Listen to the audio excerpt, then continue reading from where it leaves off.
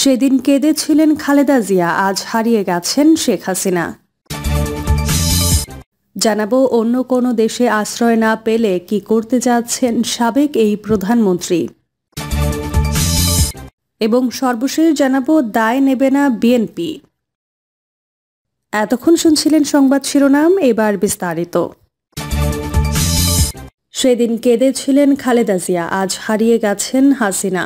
বেগম খালেদা জিয়াকে সেনানিবাসের বাড়ি থেকে নির্দয়ভাবে উচ্ছেদ করেন ফ্যাসিস্ট শেখ হাসিনা।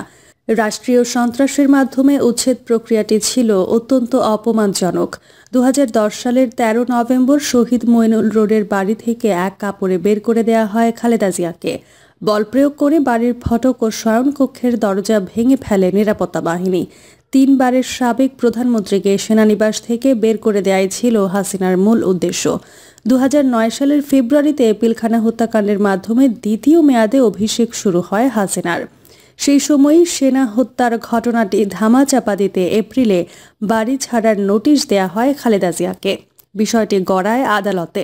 সকল আইন ও নিয়মনীতি অমান্য করে শেষ পর্যন্ত বাড়ি ছাড়া করেন। এই ঘটনার মধ্য দিয়ে নৈরাশ্যবাদী হাসিনা চরিতার্থ করেন দীর্ঘদিনের লালিত প্রতিহিংসা। খালেদা মুক্ত করেন সেনানিবাস। এক যুগের ব্যবধানে খালেদা জিয়া ঠিকই সসম্মানে ফিরেছেন সেনানিবাসে। সেনাকুঞ্জে সশস্ত্র বাহিনী দিবসের অনুষ্ঠানে অংশগ্রহণ করেন তিনি। অপরদিকে গণঅভ্যুত্থানের মুখে শুধু গণভবন নয়, দেশ ছাড়া হয়েছেন হাসিনা। 1996 সালে আওয়ামী লীগ ক্ষমতায় আসার পর হাসিনার শ্যান দৃষ্টি পড়ে বাড়িটির ওপর। তখন থেকেই বাড়িটি ছাড়িয়ে নেওয়ার চেষ্টা চালায় আওয়ামী লীগ সরকার, কিন্তু তাতে সফল না হওয়ায় 2001 সালের 2 জুলাই ক্ষমতাসীন আওয়ামী লীগ সরকারের মন্ত্রী পরিষদের সিদ্ধান্ত অনুযায়ী ধানমন্ডিতে শেখ রেহানার নামে একটি বাড়ি বরাদ্দ দেয়। দখলি সত্য নিয়ে জটিলতা থাকায় পরবর্তীতে বাড়িটির বরাদ্দ বাতিল করে দেয় বিএনপি সরকার।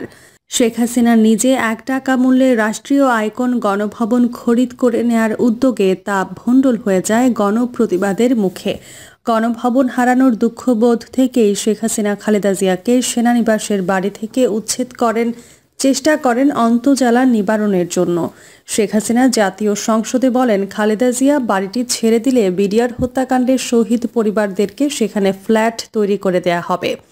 একটি শহীদ পরিবারকে উৎখাত করে অন্য শহীদ পরিবারকে সেখানে পুনর্বাসন করার চিন্তা শুধু অযৌক্তিকই নয়, অনৈতিকও বটে। সরকার একবার বলেন খালেদা জিয়ার বাড়ি বরাদ্দ দেওয়া হয়েছে অবৈধভাবে, আবার বলেন তার নামে বরাদ্দকৃত বাড়িটির শর্ত বরখেলাপ করেছেন তিনি। একবার এক ধরনের কথা বলেন। খালেদা জিয়ার এই বাড়ি ছাড়া সেনানিবাস এবং 56,000 বর্গমাইল আয়তনের বাংলাদেশে আর কোথাও কি কোনো জায়গা ছিল না পিলখানার শহীদদের ফ্ল্যাট তৈরির জন্য? খালেদা জিয়ার বাড়িটি কেন বেছে নেওয়া হলো? সেনানিবাস থেকে রাজনীতি করা যাবে না এমন কোনো আইনই বাংলাদেশ সংবিধানে নেই। অথচ আওয়ামী লীগ সরকারের মন্ত্রী লেফটেন্যান্ট কর্নেল ফারুক খান সহ বহু নেতা রাজনীতি করছিলেন সেনানিবাস এলাকায় বসবাস করে। খালেদা জিয়ার নামে সেনানিবাসে যে বাড়িটি বরাদ্দ দেয়া হয় তাতে নাকি অনুমোদন ছিল না মন্ত্রিসভার। অথচ প্রধানমন্ত্রী শেখ হাসিনা সেই বছর 1 এপ্রিল লিখিত প্রশ্নোত্তরে জাতীয় সংসদকে জানিয়েছিলেন 1982 সালের 19 মার্চ এবং 25 মে অনুষ্ঠিত তৎকালীন মন্ত্রী পরিষদের বৈঠকে জিয়াউর রহমানের স্ত্রী ও 2 পুত্রের জন্য শহীদ মইনুল রোডের বাড়ি 2.72 একর জমি সহ 1 টাকা প্রিমিয়ামের বিনিময়ে বার্ষিক 1 টাকা হারে খাজনা প্রদানের শর্তে বরাদ্দ দেয়া হয়। এ ধরনের অসঙ্গতিপূর্ণ বক্তব্যের মধ্য দিয়ে বোঝা যায় হাসিনার হীন উদ্দেশ্য কী ছিল। ফ্যাসিস্ট হাসিনা এতটাই প্রতিহিংসা পরায়ণ যে খালেদা জিয়ার অসুস্থতা এমনকি মৃত্যু নিয়েও বাহাস করতে কসুর করেনি। বিলম্বে হলেও খালেদা জিয়াকে সম্মানিত করেছে রাষ্ট্র। পক্ষান্তরে 45 মিনিটের আলটিমেটামে গণভবন ত্যাগ করে দেশ ছাড়া হন শেখ হাসিনা। 1/11 ঘটনায় দেশ ছেড়ে পালিয়েছিলেন হাসিনা।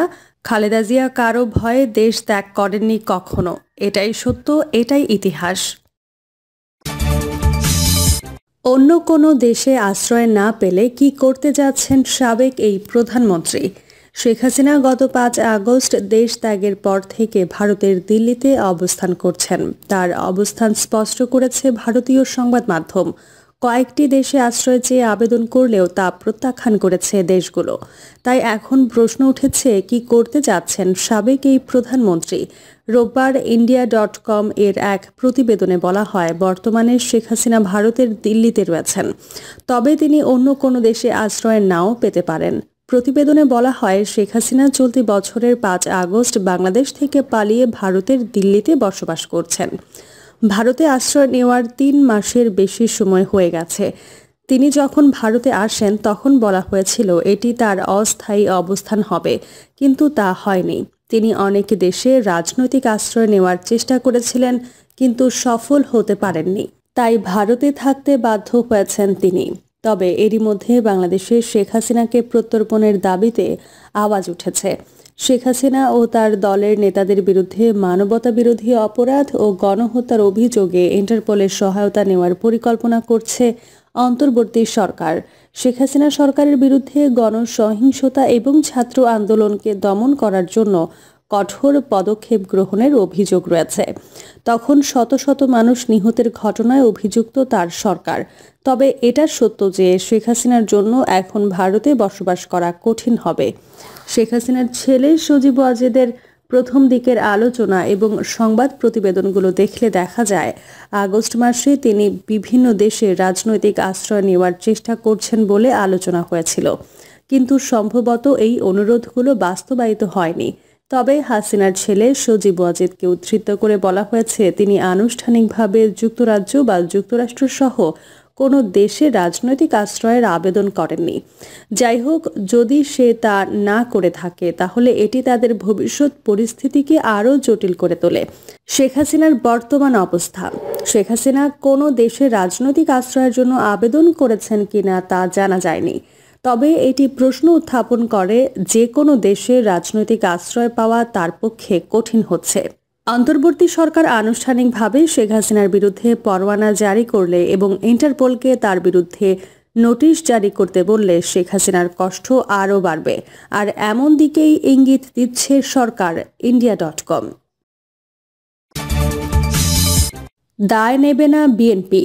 রাষ্ট্রপতি অপসারিত হলে সৃষ্টি হতে পারে সাংবিধানিক সংকট, এমন আশঙ্কা বিএনপির শীর্ষ মহলে। আওয়ামী লীগ বা যে কোনো রাজনৈতিক দল নিষিদ্ধ করতে বিএনপি দাবি করলে দায়মুক্ত থাকে বর্তমান অন্তর্বর্তী সরকার। দলটির নেতারা মনে করেন, রাষ্ট্রপতিকে নিয়ে সম্প্রতি যে বিতর্ক সৃষ্টি হয়েছে তাতে সরকার চাইলে যে কোনো সময়ে রাষ্ট্রপতিকে অপসারণ করতে পারে। সেই সঙ্গে ফ্যাসিস্ট আওয়ামী লীগকেও দেশে বিদ্যমান অনেক আইনে নিষিদ্ধ করা সম্ভব। তাই বিএনপি এই 2 ইস্যুতে নিজেরা কোনো দায়িত্ব নেবে না। তারা চায় না বিএনপির কাঁধে দায় চাপিয়ে সরকার তার ইচ্ছা পূরণ করুক। এই 2টি ইস্যুতে গভীর ষড়যন্ত্র চলছে বলে বিএনপি নেতারা মনে করছেন। এই সরকার ব্যর্থ হোক, তা কোনো অবস্থাতেই চায় না বিএনপি। অন্তর্বর্তী সরকার ব্যর্থ হলে জুলাই বিপ্লবের লক্ষ্য অর্জিত হবে না, গণতন্ত্রের পথ রুদ্ধ হয়ে যাবে। সে কারণেই এই 2টি গুরুত্বপূর্ণ বিষয়ে কোনো দায় নেবে না বিএনপি। বিএনপি নীতি নির্ধারকদের সঙ্গে কথা বলে এসব তথ্য জানা গেছে। দলের স্থায়ী কমিটির একাধিক সদস্য জানান, রাষ্ট্রপতির অপসারণ ও আওয়ামী লীগ নিষিদ্ধের দায় নেবে না বিএনপি। 2টি ইস্যুকেই তারা দেশ ও সরকারের বিরুদ্ধে ষড়যন্ত্রের অংশ হিসেবে দেখছেন। দেশবিরোধী যে কোনো ষড়যন্ত্রের বিপক্ষে অবস্থান দলটির। সংবিধানের শূন্যতা চায় না বিএনপি। রাষ্ট্রপতির অপসারণের মাধ্যমে দেশে কোনো সাংবিধানিক সংকট সৃষ্টি হোক আর এটা নিয়ে কোনো পক্ষ ঘোলা পানিতে মাছ শিকার করুক, বিএনপি এটা কিছুতেই চায় না। অন্যদিকে আওয়ামী লীগ সহ কোনো রাজনৈতিক দল নিষিদ্ধ হোক, এটাও চায় না দেশের এই বৃহত্তম রাজনৈতিক দল। দলের সিনিয়র নেতাদের মতে, পতনের পর ফ্যাসিস্ট সরকারের প্রধান শেখ হাসিনা দেশ থেকে পালিয়ে গেলেও দেশ বিদেশ থেকে তাদের দোসররা চক্রান্ত অব্যাহত রেখেছে। দেশের ভেতরেও এখনও গুরুত্বপূর্ণ পদবিতে ঘাপটি মেরে আছে অনেকে। তারা চাচ্ছে এই ধরনের ইস্যু সামনে এনে দেশে একটা চরম বিশৃঙ্খলা ও অস্থিতিশীল পরিস্থিতি তৈরি করে জুলাই বিপ্লবের মূল লক্ষ্য মানুষের ভোটাধিকার ও গণতন্ত্র প্রতিষ্ঠার পথ রুদ্ধ করতে, যা বিএনপি কিছুতেই হতে দেবে না। ষড়যন্ত্রকারীদের দেশ, গণতন্ত্র ও অন্তর্বর্তী সরকার বিরোধী কোনো ষড়যন্ত্রের সুযোগ দেওয়া হবে না। আওয়ামী লীগ নিষিদ্ধ করার দাবি সম্পর্কে বিএনপি মহাসচিব মির্জা ফখরুল ইসলাম আলমগীর বলেছেন, বিএনপি রাজনৈতিক দল নিষিদ্ধ চায় না। রাজনৈতিক দল নিষিদ্ধের ইস্যুকে আরেকটি চক্রান্ত বলে মন্তব্য করেন তিনি। মহাসচিব বলেন, রাজনৈতিক দল নিষিদ্ধ করার আমরা কারা? জনগণই এই বিষয়ে সিদ্ধান্ত নেবে। তিনি আরও বলেন, এটা আরেকটি চক্রান্ত। দেশে একটি অনিশ্চয়তা, অস্থিতিশীল পরিস্থিতি তৈরির জন্য এসব কথা বলা হচ্ছে। যেটা কোনো ইস্যুই না, সেটাকে ইস্যু বানানো হচ্ছে। প্রিয় দর্শক, এই ছিল এখনকার সর্বশেষ সংবাদ। আপডেট সব সংবাদ পেতে চ্যানেলটি সাবস্ক্রাইব করে বেল আইকনটি ক্লিক করে রাখুন।